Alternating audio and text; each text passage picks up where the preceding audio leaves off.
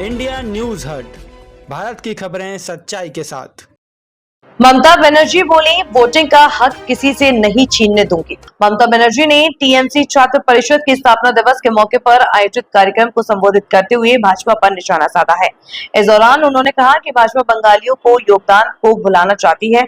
पश्चिम बंगाल की मुख्यमंत्री ममता बनर्जी ने गुरुवार को टीएमसी छात्र परिषद की रैली में भाजपा पर जोरदार हमले किए हैं। ममता बनर्जी ने कहा कि भाजपा 500 लोगों की टीम लेकर बंगाल आई है और लोगों का नाम मतदाता सूची से हटाने के लिए सर्वे किया जा रहा है। उन्होंने कहा कि लेकिन उनके होते हुए किसी भी बंगाली के मतदान के अधिकार को नहीं छीनने दिया जाएगा। इस दौरान उन्होंने भाषाई आतंकवाद का भी जिक्र किया है। सीएम ममता ने भाजपा पर आरोप लगाते हुए कहा कि भाषाई आतंकवाद को कभी बर्दाश्त नहीं किया जाएगा।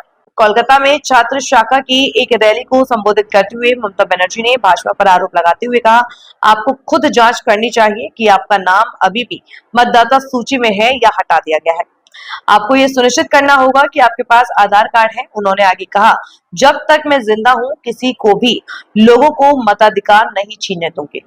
ममता बनर्जी ने इस दौरान चुनाव आयोग पर भी गंभीर आरोप लगाए हैं। उन्होंने कहा कि चुनाव आयोग राज्य सरकार के अधिकारों को धमका रहा है। उन्होंने दावा किया, चुनाव आयोग हमारे अधिकारियों को धमका रहा है। आयोग का अधिकार क्षेत्र चुनाव के दौरान केवल 3 महीनों तक ही है, पूरे साल नहीं। ममता बनर्जी ने दावा किया है कि भाजपा स्वतंत्रता आंदोलन में बंगालियों द्वारा निभाई गई भूमिका को भुलाने की कोशिश कर रही है। उन्होंने कहा कि अगर बंगाली भाषा ही नहीं है तो राष्ट्रीय गान और राष्ट्रीय गीत किस भाषा में लिखे गए हैं।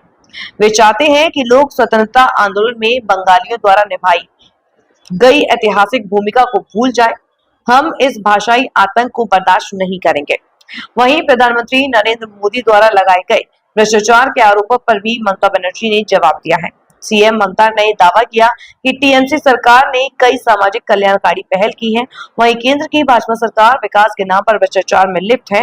उन्होंने कहा, हम महिलाओं के लिए लक्ष्मी भंडार योजना लेकर आए हैं, जबकि भाजपा के पास भ्रष्टाचार भंडार और भाई भतीजा बात है। वे देश को लूट रहे हैं, जबकि हम महिलाओं को सशक्त बना रहे हैं।